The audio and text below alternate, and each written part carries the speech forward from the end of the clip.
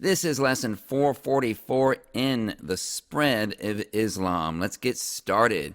From 650 to 1000, Muhammad's successors led armies out of Arabia. They used nomadic fighting skills and their faith in a new religion to conquer Persia, Mesopotamia, North Africa, Spain, and much of India. And this empire was called the Islamic Empire. There's a picture of it right there. Muhammad's impact. Muhammad unified the Arab tribes under Islam during his lifetime, and his successors managed, just barely, to hold on to that unity after he died. And this led to military expansion all the way west to Spain and all the way east to deep into India. Missionaries also continued to spread Islam to sub-Saharan Africa and Indonesia. Islam emphasized simple living, charitable works, and meditation for a closer relationship with Allah. The Sunni-Shia split. The Sunni-Shia split was a schism that happened very early in Islamic history. Remember that Muhammad died suddenly and unexpectedly at the age of only 62. And so Muhammad didn't really have time to publicly name a successor. Most in the Islamic community felt that it was the community who should decide who the next leader, the next caliph, should be. And those who believed this would become the Sunni Muslims. Sunnis make up the majority of Muslims today. But a minority of believers believed that Muhammad's successor should only come from Muhammad's family, and they pushed for Ali ibn Abi Talib, Muhammad's cousin and son-in-law, married to Muhammad's daughter Fatima, to be Muhammad's successor. But the Sunnis prevailed and chose Muhammad's close associate and father-in-law, Abu Bakr, as Muhammad's successor.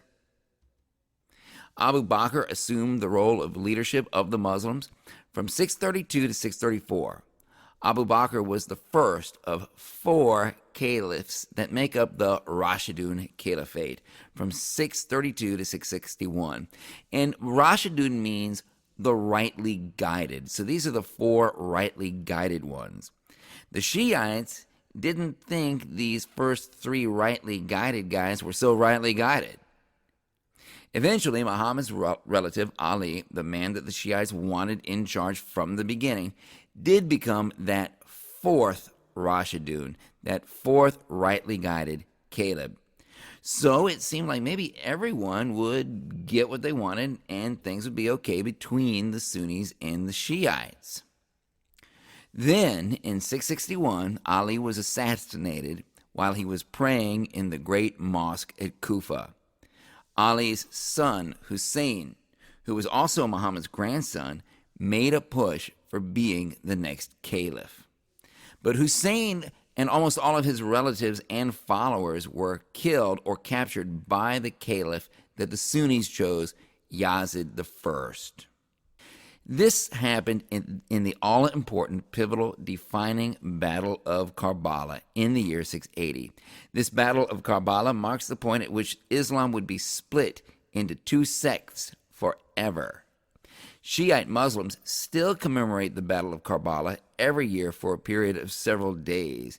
The memorial is called the Ashura, and they mourn the death of Hussein over 13 centuries after the event. This led to a division within Islam that still exists within the religion to this day. Sunnis believe anyone can assume leadership of the Islamic community. Shiites believe the leader must be a descendant of the Prophet. They won't recognize or accept the authority of anyone who is not a descendant of Muhammad. So where do the Shiites expect this legitimate descendant of Muhammad to come from? That is a whole different story of its own. Discussion question. In what ways is all of this similar to the history of the Christian church? Have there been conflicts in the past over leadership? Are there still such disagreements among Christians today? And what have the results been for the church? The role and status of women. The role and status of women varies from country to country. Men and women are considered equals by Islam, by the religion, but socially and legally, women's status is lower than men's.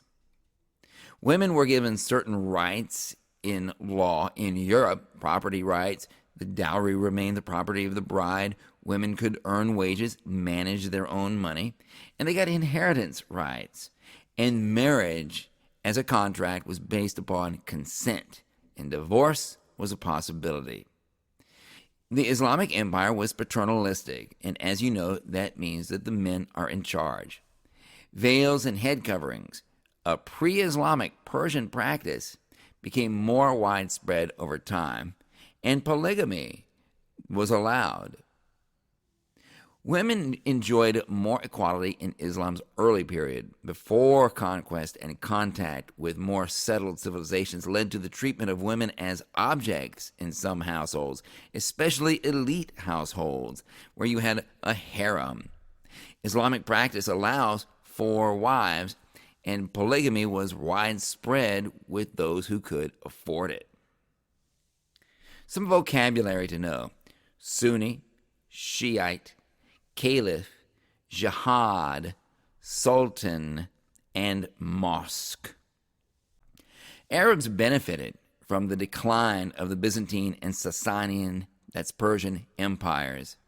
The Byzantines and the Sasanians had previously fought each other to exhaustion in a series of wars, and the last Byzantine-Sasanian war had lasted from 602 to 628, and it left both empires devastated, and it ended just a few years before the Muslims invaded. And the Byzantines and the Sasanians had no idea that the Muslims were coming. Conquests by Muhammad and his successors reached far from 650 to 1000. Muslims conquered Persia, Mesopotamia, North Africa, Spain, and part of India, as we see in this map right here. Their empire was called the Islamic Empire, or the Arab Empire, or the Islamic Caliphate. The position of the Caliph was created to continue political leadership within the Islamic community. Caliphs were the head of both religion and politics, and therefore the Islamic Empire was a theocracy. The Umayyad Caliphate. The second major caliphate was the Umayyads, and they went from 661 to 750. They were Arab-dominated. In other words, it was an Arab family. They were militarily very aggressive. They established a ruling dynasty, and their empire covered more than 5 million square miles. They were eventually overthrown by the Abbasid family. The third Arab caliphate, from 750 to 1258. The Abbasids relied upon a strong bureaucracy to run this huge empire, and they built their capital in Baghdad as a center of culture and learning. They were more inclusive than the Umayyad dynasty, and they declined with the rise of the Turkish army. The Abbasid Empire fragmented as splinter states broke off or emerged. Examples: Egypt, Fatimid and later Mamluk; Anatolia, the Seljuk Turks; India, the Delhi Sultanate; and Spain, the Caliphate of Cordoba. All of these were regions within the empire that broke off and did their own thing. The economic impact of Islam. Islam stood at the center of East-West world trade. For example, the Silk Road in the Indian Ocean. Muslims created banks throughout the empire to facilitate trade. The impact on Africa and Asia. Muslim traders moved to East Africa and Indonesia to trade goods, for example, salt. African kings saw Islam as valuable. It reinforced authority, and it increased trade in gold, salt, ivory, and slaves. So Islam's emphasis on the Quran increased literacy, and traditional tribal law was replaced by Sharia law. European and Byzantine empires were frightened by Muslim expansion, and they launched holy wars, in other words, crusades, against the Muslims. They wanted to regain the Holy Land with Jerusalem. Conquered non-Muslims were encouraged to convert to Islam. If they did, they were treated as equals. Islam regarded Christian and Jewish subjects as people of the book. In other words, Christians and Jews were believers in the same God. Usually, Christians and Jews were allowed to worship somewhat freely, with lots of restrictions. And often, Jews and Christians had to pay a special tax, the jizya. And the main purpose of that tax was not so much about the money. Its explicit purpose was to remind Christians and Jews of their subjugation and their inferior social position. Jews and Christians were not allowed to hold any positions of authority over a Muslim. Pagan believers, Hindus, Buddhists, polytheists, often these were treated more harshly. They were treated with possible enslavement. The Muslims suppressed their belief system. The Golden Age of Muslim culture. This refers to the period in which Arab/Islamic empire was the center of cultural significance and scientific advances. Some more vocabulary to know: dowry, bazaar, astrolabe, minaret, mezzan, and arabesque. Learning centers. These were in the great cities like Baghdad in Iraq, Cairo in Egypt, and Cordoba in Spain.